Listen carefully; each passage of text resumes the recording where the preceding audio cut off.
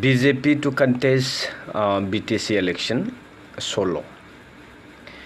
BJP BTC फैबाय थानाय इलेक्शनखौहाय हारसिङै गेलेनाय बाथ्राखौ गोबांथार समाव बिथांमोना फोसावबोगासिनो दङ। निर्वाचনত आमी अकले खेलिम।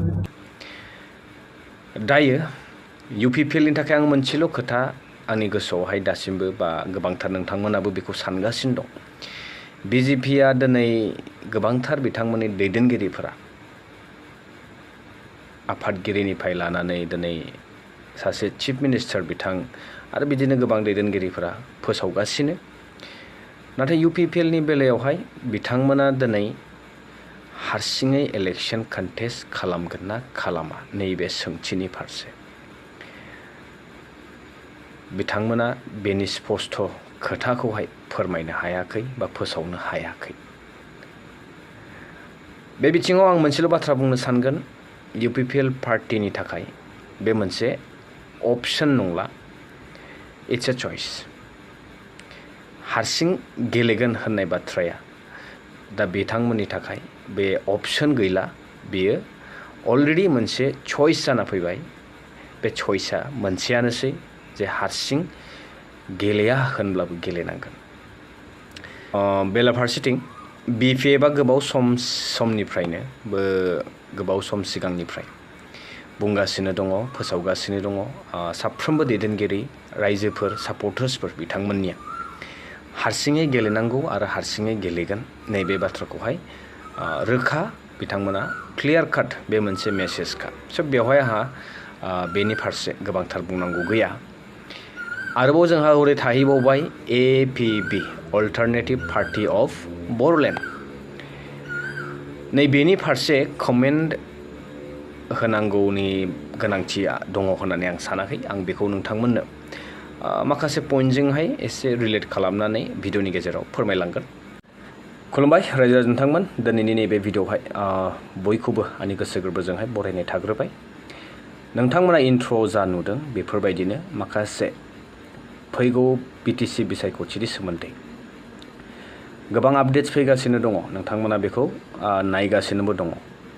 नाथाय आं जा बुंनो सानदों बे आंनिफ्राय नोंथांमोननिसिम मोनसे मेसेज जे दिनै जोंनि थासारिया एक्चुअलि बोरै जानांगौमोन आरो बोरै जालांगासिनो दङ नैबेनि सोमोन्दै फंनैसो नैबे भिडिअनि गेजेरजोंहाय सावरायलांगोन आरो मा सल्युसन ओंखारो बेखौ नोंथांमोना कमेन्ट बक्सनि गेजेरजों फोरमायहरनो दाबाव।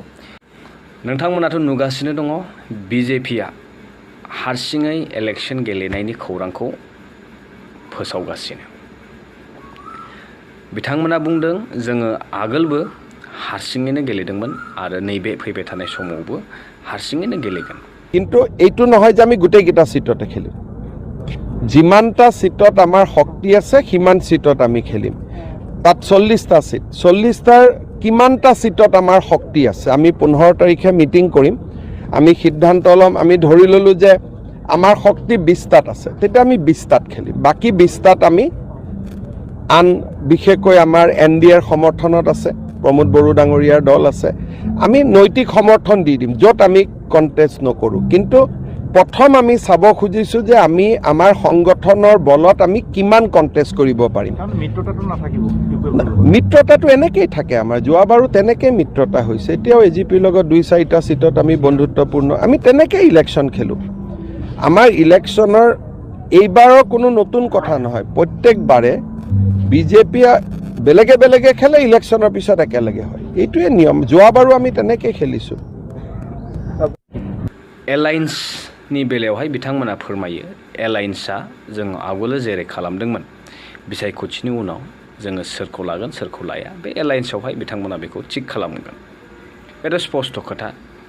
गाहाय मन्त्रि चिफ मिनिस्टार बिथाङानो बे खोथाखौहाय स्पष्ट फोसावनानै होलांखाबाय।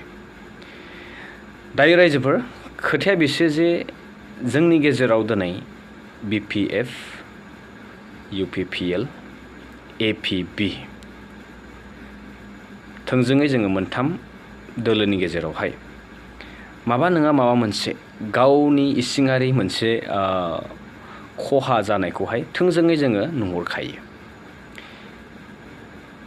दा बाहेरा होननानै आङो बुंबाय जेनेबा बिजेपि दोलोआ दिनै जोंनि बिटिसिआव जाबायदि साग्लोबदों बिथांमोना बिथा गैयै समावनो ओरैबायदि गोहोम खोलैदोंमोन दिनैनि समावथ' जोङो मोनथिगौ बिथांमोना 5 बोसोर सरकाराव थाबाय अब्ला बेसेबां आरो मा गोहोम खोलैबावगोन नैबेखौ जोङो सानथ्र' हायै खहाया जागोन जायाखौ आङो बुंथ'ला नैबे 5 बोसोराव नोंथांमोना मा हमदांना मोनखो मा नुखो मा मोनदांखो बेखौ आरोबाव आंनि खुगाजों फोरमायनांगौनि गोनांथि आं सानाखै दिनै 5 बोसोरा फैयै फैयै गोबांथार गुलाय गुजाय नांलाय खमलाय बेबा बेखौ आसि थुलायनायनि गेजेरजों दिनै थुंगे फैबाय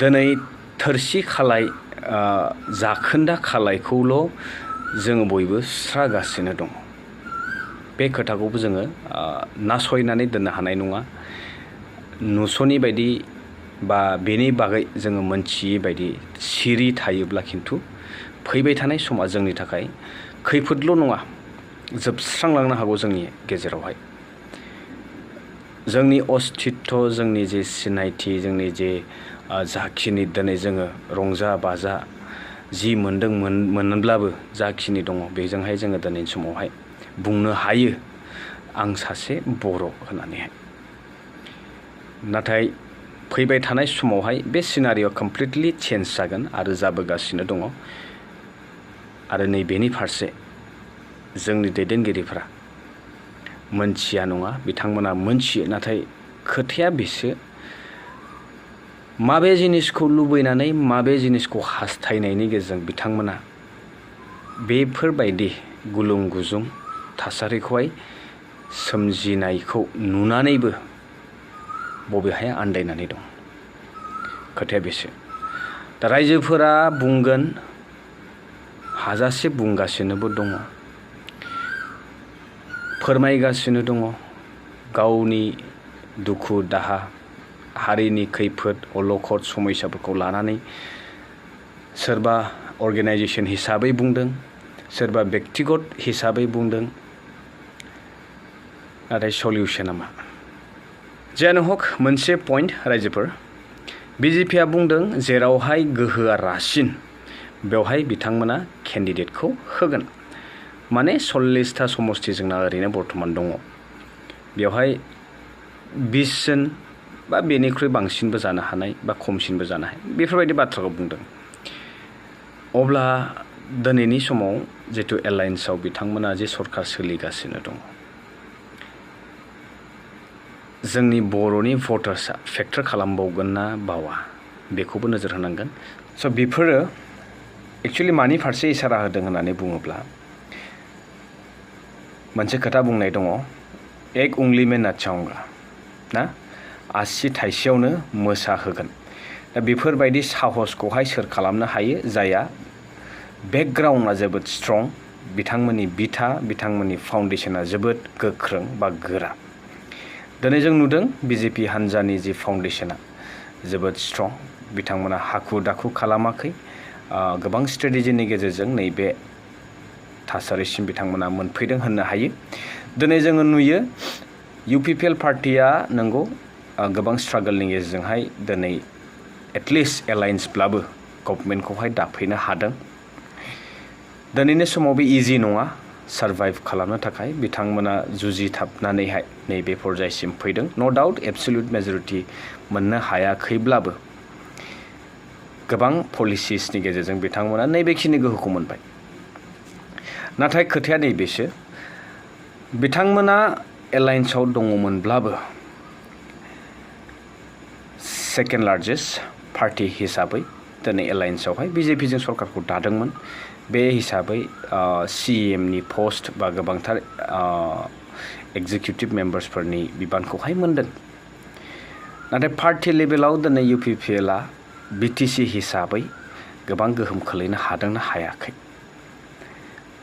नैबेसो मोनसे गिदिर सोंथि जानानै फैदों जितु दिनै जोङो नुदों गोबाङानो माखासे मानियानो दिनै बिजेपि दोलोआवहाय जगदान हैगासिनो दङ मा बुंगोन इभेन बिपिएफनिफ्रायबो थांदों इउपिपिएल जाय सरकाराव थासेयावबो मोननैबो हानजायानो सरकाराव दङ नाथाय मानि थाखाय पार्टि सोलायनानैहाय बिजेपियाव थांदों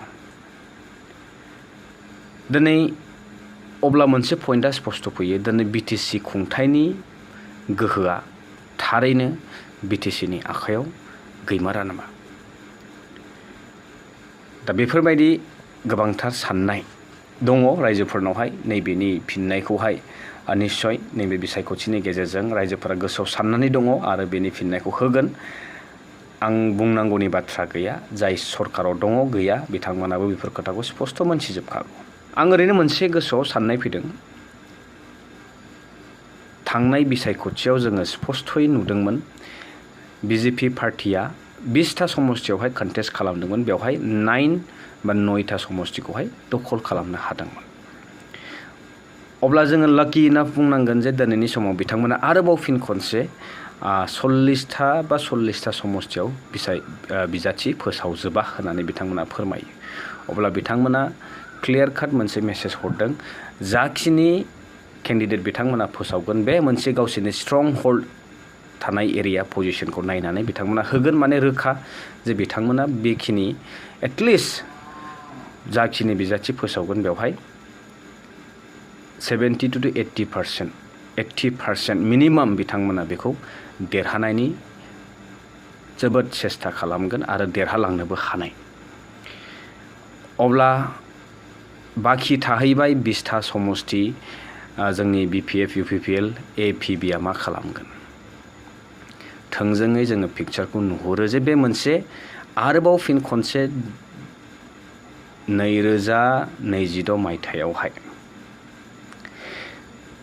कलिएशन गभर्नमेन्ट माने जथायै सरकार मोनसे आरोबाव जानो थांगासिनो दङ माने जों आरोबाव खनसे उंगली में नाचाऊंगा होननाय बायदि थासारियावहाय खनसेबाव जोङो बेबायदिनो गुलाय गुजायाव थानो गोनां जागोन दिनै एखमब्ला आं माखासे पइन्ट्सफोरखौहाय बिपिएफनि फेभराव बुंनांगौ जादों बाथ्राया बेनो जे दिनै रावबो आं हारसिङै गेलेगोन आं हारसिङैनो सरकार दागोन होननानै बा बुंनानै लानो हाया बेनिखायनो बिपिएफखौहाय दिनै थोंजोङै मोनसे जिनिसखौहाय क्लियार नुहुरदों जे बिथांमोना थांखि दङ बिटिसिनि थागिबि हिसाबै बिटिसिनि पार्टियै बिटिसियावनो जोनोम मोननाय पार्टि जिहेतु बिटिसिखौ हारसिङैनो सरकार दानो हानाय बा हारसिङैनो खुंथाय गोहोखौ सामलायनो हानाय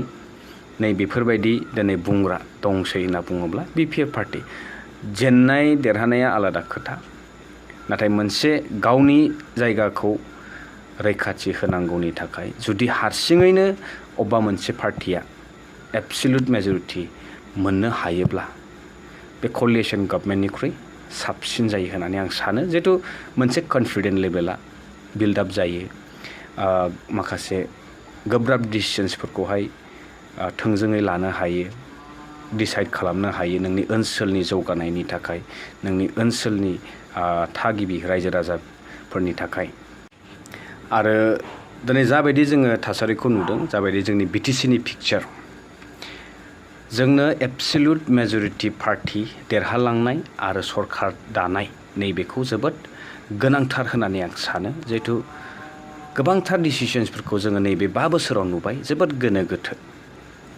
दिनै भिसिडिसिनि चेयारमेनखौ लानानैनो होन बा बायदिसिना बिथिङावनो माने डिसिसन मेकिंआवहाय कलिएशन गभर्नमेन्टआ जेब्लायबो माने मोनसे पारफेक्ट सलिउशन बा क्लेश जायालाबासिनो थोंजोङै डिसाइड खालामनो हाया समय मथे किसुमान अर्डार्सफोर क्लियार जाया किसुमान जेंना जेंसिफोरखौ सुस्रांनायावहाय गोनो गोथो जायो सोरनो मा होनांगौ सोरनो मा होनाङा माबायदिहाय प्लान पलिसिजों आवगायलांनांगौ बिदियावहाय माने गोबां गाव गावनि पार्टि आलादा पार्टि लेभेलनि थ्रुयै थारमाने खोथाफोराहाय गोरोबलाया नोंनि पार्टिया आलादा सानगोन आंनि पार्टिया आलादा डिसिसन लागोन बिदियावहाय गोबां गोनो गोथोआ नुजाथियो बिनिखायनो जोंनो नांगौ हयथ' इउपिपिएल होन एपिबि होन बा बिपिएफ होन जोंनो नांगौमोन मा सिंगल पार्टि हिसाबै एबसल्युट मेजरिटि मोननाय बिटिसिआव जिहेतु जोंहा गोबां खामानि मावबावनो गोनां दङ आरो जिहेतु दिनैनि समावहाय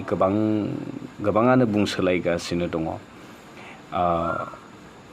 जे दिनै पलिटिकेलिसो जोङो आलादा बड'लेण्ड सोरजिनो हासिगौ होननाय बाथ्राफोरा बे थांखिया दिनैनि गोदान नङा। दिनै बे थांखिखौ लानानैनो दिनै जोबोद मोजाङै मोजां आवगायलांगासिनो दङमोन। नाथाय दुखुनांथाव बाथ्रा जे दिनै जोंनि गेजेरावहाय मोनथाम पलिटिकेल हान्जा जोनोम जाफैबाय। बेबो जोंनि गेजेरावनो। बेनिख्रुइ आरो दुखुसिन बाथ्रा गैया। जिहेतु मोनसे सिमाङा दिनै आरोबाव खनसे फेलें जागोन नामा नैफोरबायदि सन्देह जाफैयो। जिहेतु दिनै जुदि जोंनि भटआ पलिटिकेलि जों जुदि दिनै मोनसे खुन्थियायावनो जुदि स्ट्रङै थानो रोङासैब्ला दिनैनि समावहाय मोनथाम दोलो जोनोम जाफैबाय। अब्ला बिदियावहाय जों बबे लामाजों हान्थिगोन, जों बबेजोंहाय थांफानो, सोरखौहाय नेवसिनो, सोरखौहाय जोङो बोजबना लानो, बेफोरबायदि गोनो गोथोआ जाया नङा, जादों आरो जागासिनो दङ। दिनै रां रुफानि गोनांथि गैयाबो होनजाया। बयहाबो दिनैनि समावहाय सोरबा बायदिसिना आबाद मावदोंबा, सोरबा बायदिसिना दिनै हाबा मावदोंब्ला बयबो थांखिया मोनसेयानो जे दिनै थाखा आरजिनांगौ, रां आरजिनांगौ, न'खर सालायलांनांगौ। गोबांथार गोसोआवहाय साननाय दङ, हास्थायनाय दङ। बैफोरखौहाय जाफुंसार होनो थाखाय बयहाबो मिजिं दं, सिमां दं। नाथाय बेलाफारसेथिं जुदि जोंनि जि सुप्रिम सेक्रिफाइस खालामबोदों जोंनि फर फादार्सफोरनिफ्राय लानानै जोंनि जोहोलावजोफोरा नैबे ओनसोलनि थाखायनो, अब्ला जोङो नैबे जुदि सुजुग मोननायखौबो जुदि जोङो ओरैनो जुदि गोहोनि थाखायल', गावनि सेल्फिशनेसनि थाखायल' जुदि थांखिखौ लानानै आवगायलांनो सानदोंब्ला, रां थाखा होनानैहाय गोसो गैयाब्लाबो भटखौहाय होथाबला बायोब्ला, गावनि निजा मोनसे चइस गैयालाबासिनो जुदि ब्लाइन्डलि डिसिसन लायोब्ला, अब्ला रावबो बे गोहोखौ जि फैगासिनो दं जोंनि फारसे बेखौ हमथानो हानाया जोबोद गोब्राब जागोन। आरो बेनिफ्राय जाखांबोफिननो हानाया बे आरोबाव बेनिख्रुइबो जि जोंनि सोलिनाय बेनिख्रुइबो गोब्राबसिन जागोन। जोंनि अस्तित्वनि बाथ्रा फैगोन बेवहाय। बेनिखायनो बुंनांगौ जेबो गैया रायजोफोर। आं जाखिनि खोथा बुंदों आं बेले बेजे खालामनो सानाखै।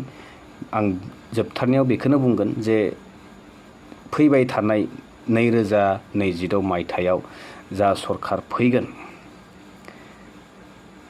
बे नों आंनि डिसिसनजोंनो फैगोन। आरो बेवहाय जोङो रावखौबो दुसिनानै लाब गैया दिनैनि समाव। आरो आं जा बुंदों, एबसलिउट मेजरिटि मोनसे सिंगल पार्टिया जुदि बेखौ लाबोनो हायाब्ला आरोबाव जोङो एखे बा बिनिख्रुइ गाज्रिसिन थासारिखौ जोङो नुनो मोनगोन। बे रोखा। पइन्टआ बेनो जोबथारनायावहाय जे दिनै बिपिएफ हिसाबै बिपिएफआ जाखिनि डिसिसनखौ लादों, हारसिङै गेलेगोन, हारसिङैनो एबसलिउट मेजरिटि लानायनि जिथु थांखि, देरहागोन बा देरहाया नैबे आलादा खोथा। नाथाय जुदि जों बयबो एखे बेबायदिनो सानलायनानै बबेबा मोनसे हान्जाखौ, जाय हान्जाया दिनै जोंनि गेजेराव मोनसे स्पस्ट रिप्रेजेन्ट खालामदों बा थांखिखौ फोसावदों, जे जोङो थोंजों नुहुरो जे दिनै बेबायदि बुंग्रा पार्टिया माबे मोनसेया। दिनै एटलिस्ट बिथांमोना एबसलिउट सिंगल लार्जेस्ट पार्टि जानो थाखाय नाजादोंब्ला निस्सय माबा मोनसे मोजां रिजाल्टआ फैगोन। हयथ' सानै साथामनि अभाबाव, जिहेतु थांनाय बारावबो जों बे सुजुगखौ मोन्दोंमोन। नाथाय दुखुनांथाव बा खाफाल गाज्रि होननांगोन जोङो जे जों दिनै जोंनि बिटिसिखौ सामलायनो थाखाय जोंनि बिटिसिनि रिजनेल पार्टिया हारसिङै खाबु मोनगोनखौबो खोमानानै लाबाय। जायनि जाहोनाव जोंनि बे 5 बोसोराव गोबां कमप्रमाइज खालामनांगौनि गोनांथि जादों। जाहाथे आरोबाव नैबे फैगौ बिसायख'थियाव जाहाथे जों बयबो मोजां डिसिसन लायो, नैबेसो आंनिफ्राय गुरै खावलायनाय। बा आंनिसाय गोरों गोरा रोंखा राखा बयबो दिनैनि रायजो राजा नोंथांमोना मोनथिखायो, बुजिखायो। आं बुंनायजोंथ' मा जानो, जायखिजाया आंनि फिलिंस, आंनि साननाय, आं जा नुहुरदों, जा बुजिदों, बेखिनिखौ नोंथांमोनजों शेयार खालामनो होननानै नैबे भिडिअखौ लाबोनाय जादों। बाखि बेबायदिनो गेजेर गेजेर लोगो मोनबाय थागोन, लोगो मोनबावसिगोन नेक्स्ट भिडिअ। टिल देन स्टे टिउन। बाय।